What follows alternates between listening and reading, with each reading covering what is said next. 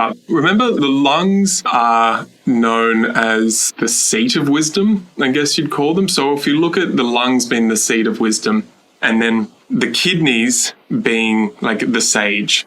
So, the kidney season comes in winter.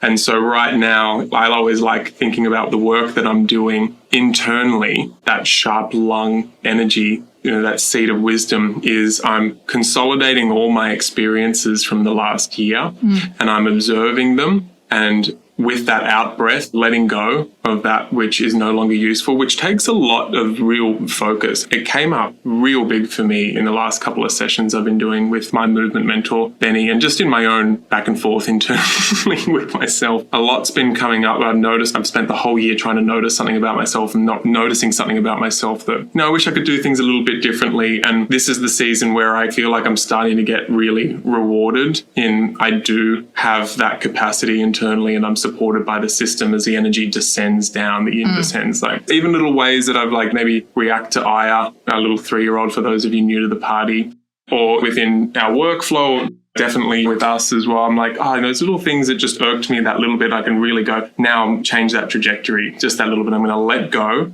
And in that letting go, remembering the seed of wisdom and the lungs and the breath, they're all about that initial stage of developing Shen, where you take your observations of all your experiences, do your letting go, practice as best you can, and then you learn from your experiences. And then in that learning, that starts to almost distill that wisdom so that when you're getting into the winter months, you accumulate your Shen in that season, along with your Jing. Yeah, well, that's exactly where metal comes from. So the Daoist monks had copper pots that they would have water in, and they would notice that the condensation would be captured on the bottom of the copper pots. Like you're saying, it would sort of come together and it would all sort of coalesce, and then it would release. And that wisdom is the water element. So the lung attracts that metal element attracts the water, and then it releases the water into that seed of wisdom or insight, which is what you're discussing there. And that's exactly the metaphor or the image they used to describe how that transformation goes from the metal element of autumn into winter time, into the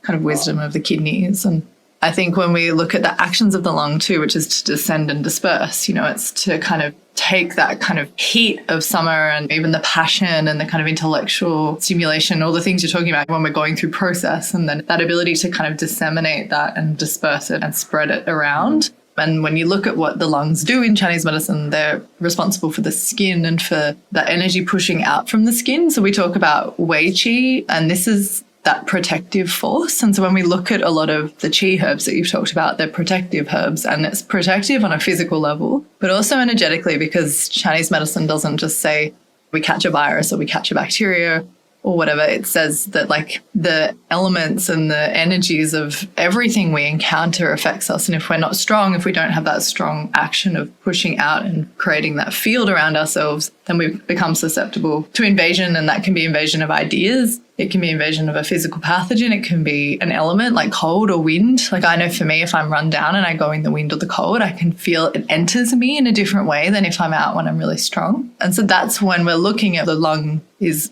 anytime we're in a seasonal transition. So we're in a transition right now. So it's a really important time, because if we don't honor the transitions and the seasons as they come around, we can end up really weakening the system. So if you kind of keep pushing through and acting as though it's still summertime all through autumn, then it can actually weaken the lung system over time. And a lot of people will find that doesn't really play out until they get a bit older, when their yang starts to be depleted. If you look at kids, they can run around naked in wintertime and not feel it.